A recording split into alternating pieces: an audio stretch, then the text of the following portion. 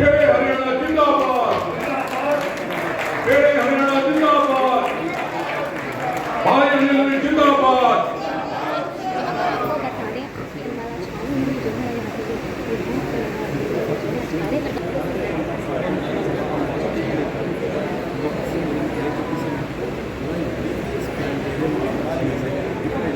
उनसे अनुरोध है कि वो मंच के ऊपर आकर कह रहा था कि पिछले 9 वर्षों के अंदर जितने कार्य की जरूरत नहीं है, हमें घबराने की जरूरत नहीं है, हमें शर्म खाने की जरूरत नहीं है, बल्कि हमने कहना है कि हमने पिछले 9 वर्षों के अंदर हमें बनता है कि आप हमारे पक्ष में मतदान करें। मित्रों, मैंने आपको बताया हम उनको कभी भूले नहीं हैं और ना कभी भुला सकते हैं। हमारी सरकार आई जब हम उस पोजीशन पर हुए, हमने एक झटके में धारा 370 को उड़ा दिया। क्या ये छोटी बात है? पाकिस्तान से आतंकवादी आते थे, मारते थे, चले जाते थे। हम श्रद्धांजलियां देने के सिवा कुछ नहीं करते थे। लेकिन इस प्रधानमंत्री नरेंद्र मोदी ने उनको सबक सिखाने के लिए फौजों को आदेश दिए कि पाकिस्तान की सीमा के अंदर घुसकर उनको घर में जाके मार दिया। और गई हमारी सेनाएं, उरी में भी गई और बालाकोट में भी गई और पाकिस्तान को सबक सिखाया। हम राम मंदिर के लिए अनेकों वर्षों से संघर्ष कर रहे हैं। राम हमारे रोम रोम में बसे हुए। एक आतताई आया, बाबर, उसने जो भगवान राम का जन्म स्थान का मंदिर था, राम के मंदिर तो हजारों लाखों हो सकते हैं, लेकिन जन्म स्थान एक ही होता है। जो जन्म स्थान का मंदिर था, उसको मीर बांकी, जो उसका सेनापति था, उसके द्वारा उसको तहस नहस कर दिया। तमाम हिंदू समाज का, हिंदुस्तान की तमाम जनता का अपमान कर दिया।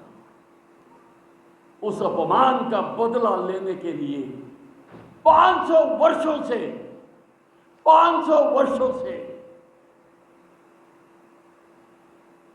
लोग संघर्ष कर रहे हैं।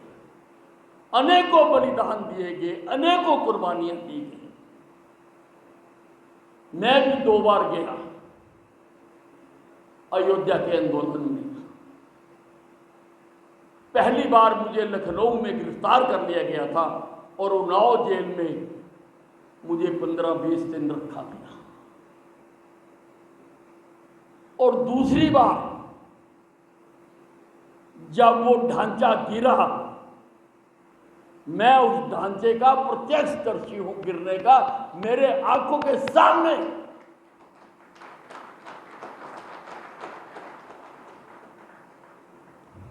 लोगों की ताकत के सामने वो पाप का जो उन्होंने ढांचा बनाया हुआ था, वो धाराशायी कर दिया, धाराशायी हो गया। और अब जब देश में नरेंद्र मोदी जी प्रधानमंत्री बने, उन्होंने अपनी सूझबूझ के साथ, कुशलता के साथ वहां पर भगवान राम का भव्य मंदिर बना दिया। भव्य मंदिर बना दिया। क्या इस बात को बुलाया जा सकता है?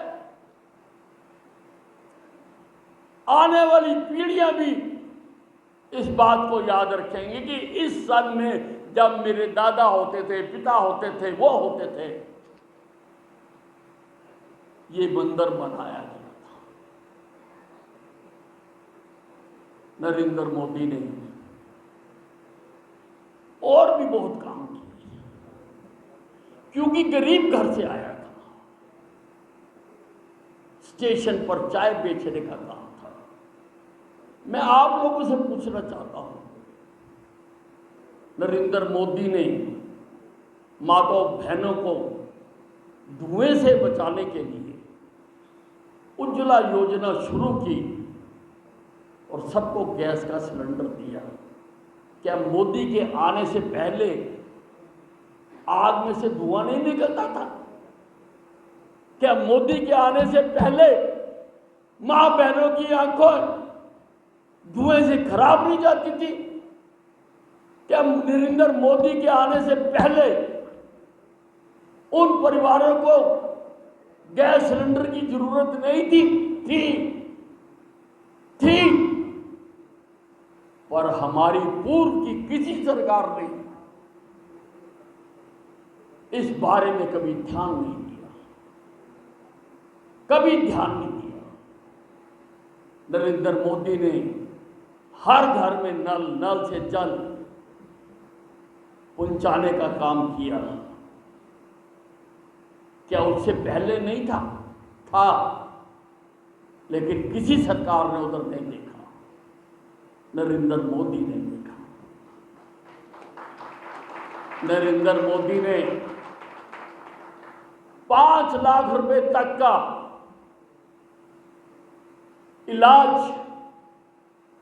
मुफ्त कराने के लिए आयुष्मान भारत योजना शुरू की। मोदी ने देखा कि अनेकों परिवार, कोई भयंकर बीमारी आ जाती है तो खुशियां उस घर को छोड़कर उड़ जाती है, सारा परिवार गमगीन हो जाता है और वो अपना इलाज नहीं करा पाता। नरेंद्र मोदी ने वो योजना शुरू की, आयुष्मान भारत। भाई और बहनों, मैं आपसे जानना चाहता हूं कि नरेंद्र मोदी से पहले क्या इस योजना की जरूरत नहीं थी? नरेंद्र मोदी से पहले इन गरीब लोगों का क्या होता होगा? लेने की हिम्मत होनी चाहिए। क्या इनको संविधान के बारे में बात करने की हिम्मत होनी चाहिए? मैं राहुल गांधी को कहना चाहता हूं कि संविधान का नाम लेने से पहले अपने खानदान का इतिहास जान लेना था कि तुम्हारे खानदान ने क्या क्या किया, संविधान के साथ कैसे खिलवाड़ किया। कितनी बार कांग्रेस पार्टी ने धारा 356 लगाकर चुनी हुई सरकारों को ध्वस्त कर दिया। अरे तुम संविधान की बात करते हो, तुम संविधान बदलने की बात करते हो। और बहनों और भाइयों, बहुत बार झूठ जीत जाता है और सच हार जाता है। नरेंद्र मोदी ने इस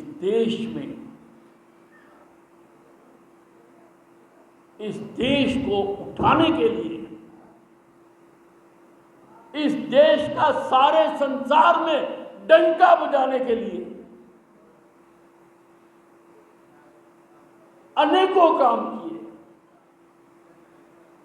अभी हम कार्यक्रम आरंभ होने से पहले पुष्पांजलि दे रहे थे। हमने भारत माता श्यामा प्रसाद मुखर्जी और दीनदयाल उपाध्याय जी के हमने पुष्पांजलि भेंट की। भारतीय जनता पार्टी की फिलॉसफी इसमें से ही निकलती है। श्यामा प्रसाद मुखर्जी ने, जो जनसंघ के पहले अध्यक्ष थे, उन्होंने कश्मीर से धारा 370 हटाने के लिए उन्होंने नारा दिया था, इस देश में 2 प्रधान, 2 निशान, 2 विधान नहीं चलेंगे, नहीं चलेंगे। और वो ये नारा लगाते लगाते कश्मीर में प्रवेश कर गए और वहाँ पर उनकी हत्या हुई। हम भूले नहीं हैं। हम जो हमवट बिछाकर स्वागत करते हैं। भाइयों, बातें बहुत है। चंद्रमा पर यान पहुंचाया चंद्रमा पर। 70 साल से देश आजाद हो चुका था, लेकिन हमारा उन टॉप के देशों में नाम नहीं आ सका। हमारी अर्थव्यवस्था को टॉप की 3 अर्थव्यवस्थाओं में शामिल करने का काम किया जा रहा है। 2047 तक हिंदुस्तान को विकसित भारत बनाने की ऐलान किया गया है और उस पर काम आरंभ किया जा रहा है। अरे कहाँ हो जवाहरलाल नेहरू? तेरी समझ में नहीं आई कि हिंदुस्तान विकसित होना चाहिए? कहाँ है इंदिरा गांधी? तेरी समझ में नहीं आई कि हिंदुस्तान को विकसित राष्ट्र बनाना चाहिए? कहाँ राजीव गांधी? किसी प्रधानमंत्री ने ये स्वप्न तक नहीं किया। इसके लिए मैं आप सबको मुबारकबाद देना चाहता हूँ। सबको मुबारकबाद देना चाहता हूँ कि ऐसी परिस्थितियों में भी हमारे कार्यकर्ताओं ने डट के काम किया। ज़्यादा ना सही 3000 वोटों से जीते, लेकिन जीतने वालों में हमारा नाम लिखा गया। ये सारा चुनाव ही अगर इसका आज अवलोकन करें, ये विपक्ष ने झूठ के सहारे लड़ा है। विपक्ष ने जो मुद्दे उठाए उनका कोई स्थान नहीं था। विपक्ष ने संविधान हाथ में लेकर, जो प्रजातंत्र का पवित्र ग्रंथ है, जो हमारे लिए गीता और रामायण के समान है, उस ग्रंथ को लेकर सारे देश में प्रचार किया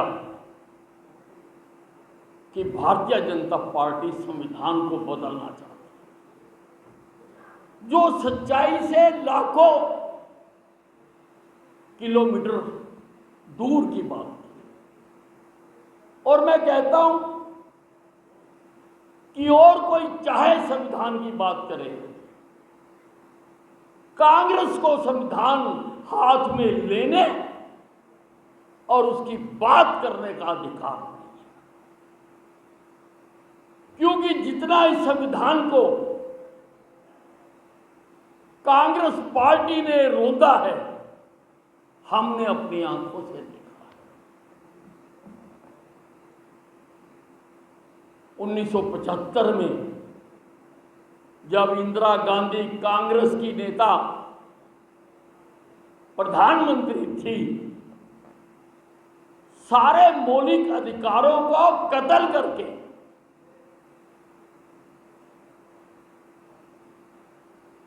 अभिव्यक्ति की आजादी को खत्म करके समाचार पत्रों पर प्रतिबंध लगाकर इस देश में इमरजेंसी लगाई। भाई और बहनों, हम भूले नहीं हैं।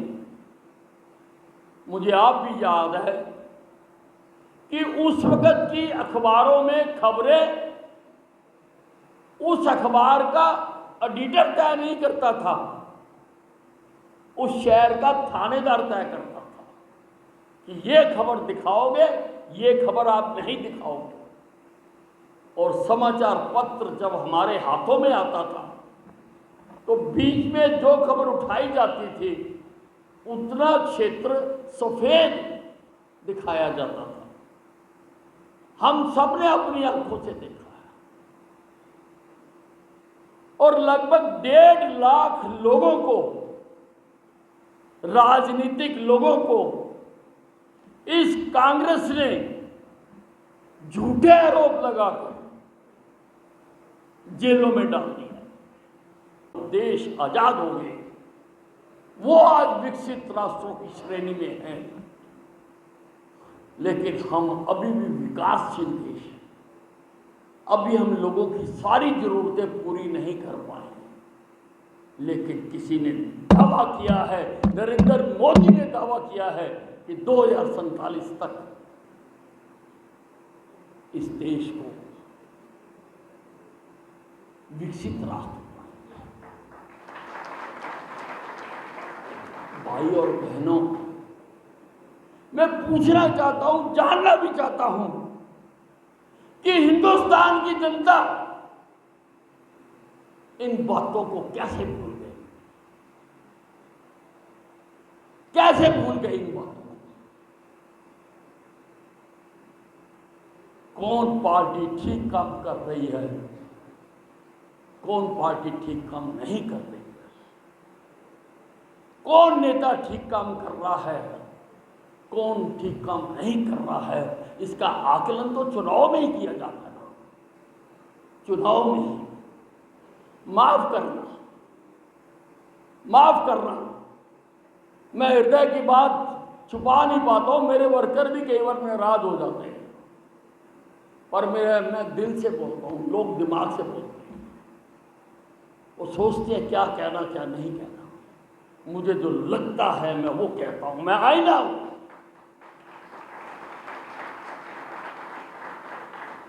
मैं आईना हूं। जो मेरे सामने आता है वैसा का वैसा ही मुझसे नजर आता है, वैसा का वैसा ही नजर आता है। फिर कैसे भूल गए इन सब बातों को? लेकिन भाई और बहनों, चुनाव तो आते रहते हैं। इस पीड़ा को अपने हृदय से जाने मत देना। इस घाव को अपने अंदर बना के रखना, और इस घाव को जो भी अगला चुनाव आए उसमें जवाब देकर इस घाव को जल्दी ही हरियाणा में चुनाव होने वाले हैं, और मैं तो कल हैरान हो गया। मैं कल एक गांव में मुझे चाय के लिए बुलाया गया था। गांव शाहपुर जो हमारी विधानसभा में है, मुझे चाय पीने के लिए बुलाया गया था, और मेरी जानकारी में भी नहीं था। लेकिन कार्यकर्ताओं में, लोगों में अब उस चीज का बदला लेने के लिए कितना उत्साह है, मैंने कल देखा। अभी चुनाव दूर हैं, लेकिन उन्होंने वहां पर बहुत ही सुंदर चुनाव कार्यालय का मेरे से उद्घाटन करवा दिया। कहाँ है शाहपुर वाले? खड़े हो जाओ जरा, शाहपुर के लोग खड़े हो जाओ भाई, सारे जरा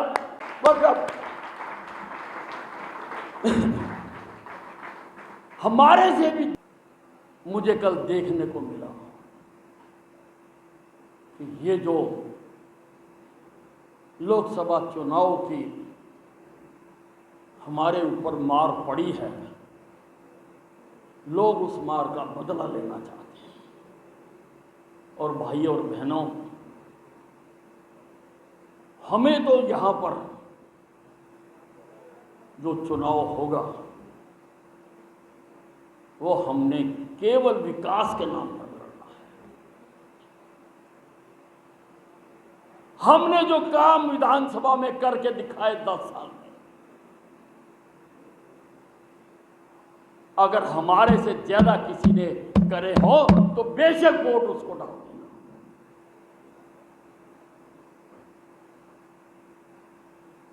हमने काम करके दिखाया।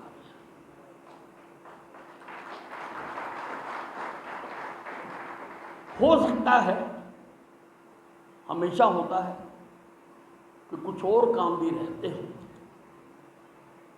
लेकिन कोई ये नहीं कह सकता कि हमने काम किए नहीं।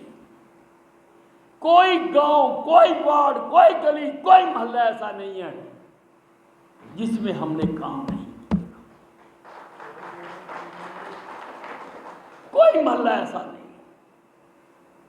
मैंने सरकारी कॉलेज बनवा के दिया, मैंने अंबाला के लिए 18 किलोमीटर दूर से नहरी पानी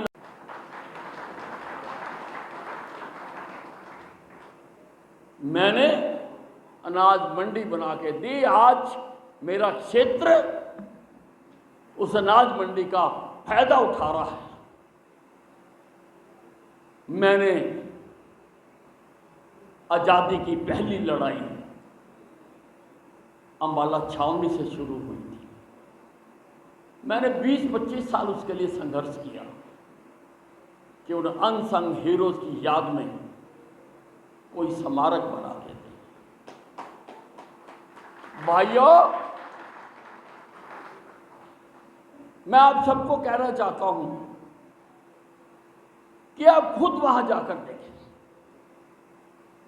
मित्र इकट्ठे हो जाएं, जाके देखें। इतनी बड़ी चीज बनाकर दे रहा हूं, सारे हिंदुस्तान में उसके मुकाबले की चीज नहीं। सारे हिंदुस्तान में उसके मुकाबले की चीज नहीं है। मैं साइंस म्यूजियम बनाकर दे रहा हूं। मैंने अंबाला को सब डिवीजन बनाकर दिया। मैंने मिनी सेक्रेटरिएट बनवा के दिया। मैंने कार पार्किंग बनवा के दी। मैंने बैंक स्क्वायर का मॉल, अंबाला मॉल बनाकर दे रहा हूं, बड़ी तेजी से बन रही है। मैंने फायर ब्रिगेड का दफ्तर बना के दिया। फायर ब्रिगेड की घंटी आ जाती थी, ऊपर से छत गिर जाती थी घंटी बजने से, बना के दिया। मैं अनोखी चीज अंबाला वासियों के लिए ऑल वेदर, मैं नाइट फूड स्ट्रीट बनाकर दे रहा हूं जगाधरी रोड के ऊपर। मैंने अंबाला सहार रोड बनवा के दी, 4 लेन। मैंने अंबाला के चारों तरफ रिंग रोड मंजूर करवा के दी। मैंने अंबाला से पोंटा साहब तक की सड़क मंजूर करा के दी। मैंने अंबाला से दिल्ली वाया शामली जाने वाली सड़क मंजूर करा के दी। भाइयों, इन पे काम हो रहे हैं। मैं वही काम बोलता हूं जो हो रहा होता है। मैं विरोधी पार्टियों की तरह झूठ बोलकर राजनीति नहीं की और ना करूंगा कभी। मैंने आपका प्यारा सुभाष पार्क बना के दिया। सुभाष पार्क बना के दिया मैंने इंटरनेशनल बैडमिंटन हॉल उसके साथ बना के दिया। मैंने योगशाला उसके साथ बना के दी, और योगशाला तो मैंने और भी कई बना के दी। मैंने टांगरी के बंदे के ऊपर सड़क बना के दी। और लोगों ने उस सड़क का, मैं उस दिन गया था, नाम रख दिया अनिल विज रोड। अरे मैं, और वो 8 किलोमीटर की सड़क के ऊपर एक नया बाजार बन गया। कितने लोगों को रोजगार मिला। 8 किलोमीटर लंबा बाजार वहां पे बन गया। अब उसको हम जीटी रोड से जोड़ रहे हैं।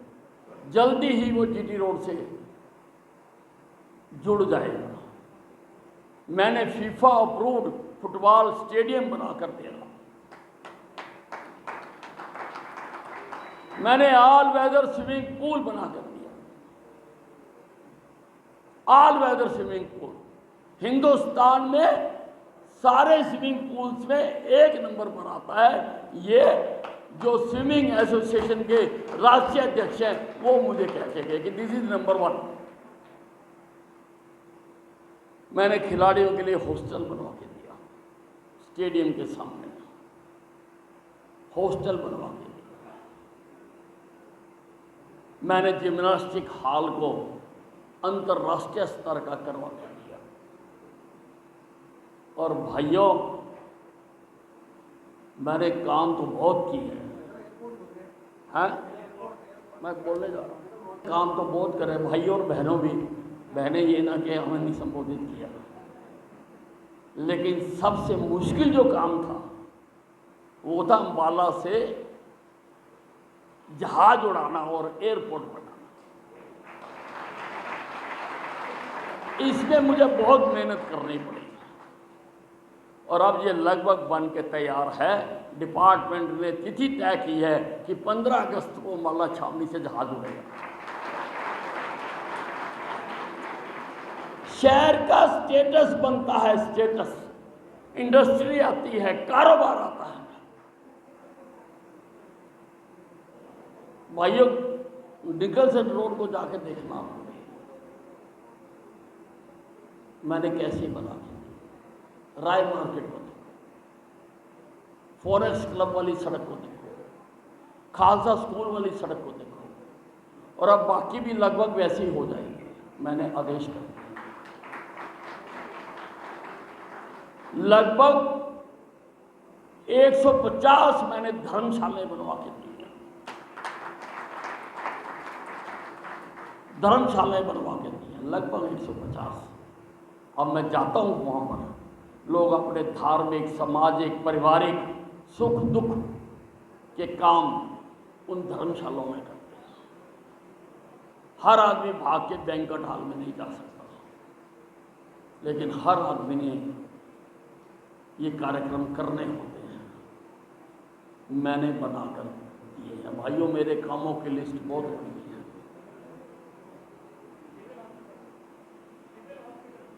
सिविल हॉस्पिटल,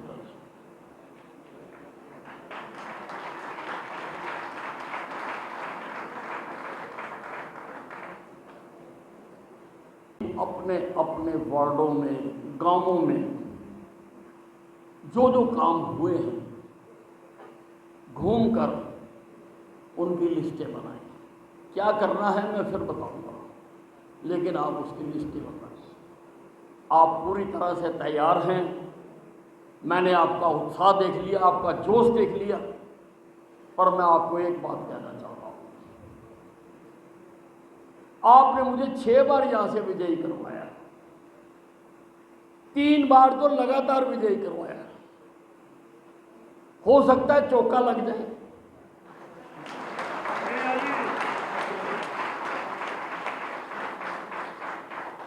हो सकता है 7 लक्की हो जाए, लक्की 7 हो जाए। पर मित्रों, मैं आपको एक बात कहना चाहता हूं, इस बार आपको प्लान्ड तरीके से और ज्यादा मेहनत करनी पड़ेगी, क्योंकि पार्टी मुझसे चाहती है कि मैं अंबाला के साथ साथ बाकी हरियाणा में जाकर भी काम करूं।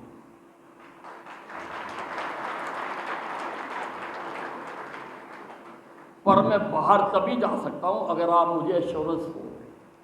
है एश्योरेंस? हाथ खड़ा करके कि पहले से 10 गुना, 20 गुना, 50 गुना, 100 गुना ज्यादा काम करेंगे, 100 गुना ज्यादा काम, और सकारात्मक कैंपेन करेंगे।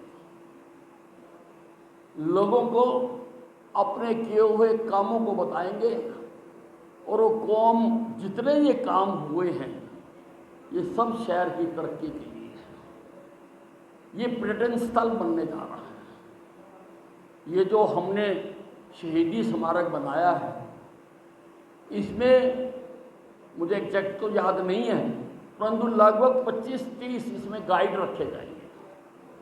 जैसे लाल किला में या बाकी जगह पे गाइड होते हैं, यहाँ गाइड रखे जाएंगे जो बसें भर भर के आएंगे।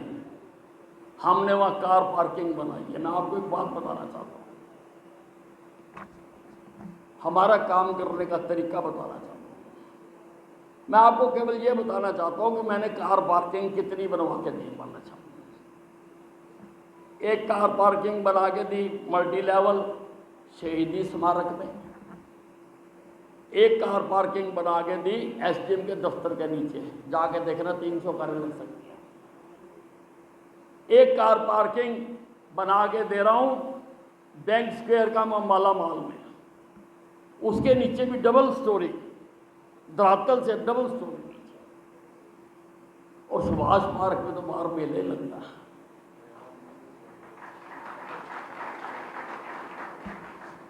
शहर का स्तर सुधारने का हमने कोशिश की है। सारे शहर में मैंने स्टोर वाटर पाइप, जहां सारे गंदगी के नाले के किनारे पे बैठ के कारोबार करते थे, आज वो गंदगी पूरी तरह से साफ हो गई।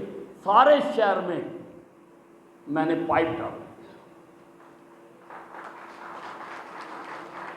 मैं आपसे एक बात कहना चाहता हूं, अभी चुनाव बहुत दूर है, कि आप सब मोबाइल यूज करते हैं, मुझे पता है कि ये जो काम है ना, जहाँ जो भी कहीं आपके आसपास कोई भी काम हुआ, उसकी जितनी जानकारी आप इकट्ठी कर सकते हैं, फोटो डाल सकते हैं, फोटो ले सकते हैं, तो उसको सोशल मीडिया पर जरूर डाला करो। सोशल मीडिया पर कि ये पार्क बनाया, ये झूला बनाया, ये वहाँ पे स्केटिंग रिंक बनाया, ये तालाब बनाया, ये किश्तियाँ चलती हैं, यहाँ रेस्टोरेंट बनाए हैं, यहाँ म्यूजिकल फाउंटेन लगा हुआ है। मैं तो नहीं ना बता सकता सारा, एक एक चीज़ में कितने कितने काम कराए हैं मैंने। जो आपको आकर्षित करे, आपके मन को अच्छा लगे, उसकी फ़ोटो खींच के जरूर डालें, लोगों को बताने के लिए कि हमने क्या किया है 10 साल में। क्यों, मैं तो सारा ही बता रहा हूँ। मैंने आपको कॉलेज का भी बताया, मैंने आपको नहरी पानी का भी बताया, और नहरी पानी की एक लाइन और डाल कर दे रहा हूँ, क्योंकि हमारा क्षेत्र बढ़ गया। जो गांव जुड़े हैं उन गांव में भी नहरी पानी पहुंचा रहा हूँ, उन गांव में भी सीवरेज मंजूर करा के दिया। सारे अम्बाला कैंट का जो बाकी इलाका रह गया था, उसमें भी सीवरेज डलता है। मैंने आपको बताया ना, काम तो बहुत है, लेकिन बताना ये चाहता हूँ कि अगर आप हमें ताकत बख्शते हो, अगर वोट डालकर आप ताकत बख्शते हो, उस ताकत को अपने लिए नहीं लगाता, उस ताकत को अपने अम्बाला छावनी के लोगों के लिए लगाता। मैंने अम्बाला छावनी से गुंडागर्दी समाप्त कर दी। 10 सालों में एक भी कब्जा हुआ हो बताओ? पहले यहां पर कब्जे होते थे और उसकी इंडस्ट्री चलती थी, कब्जे करने की इंडस्ट्री, मैंने वो उखाड़ के फेंक दी। और भी बहुत कुछ किया, अगर आप जाकर देखोगे तो आपको पता लगेगा। काफ़ी समय हो गया, बस कर दो, धन्यवाद।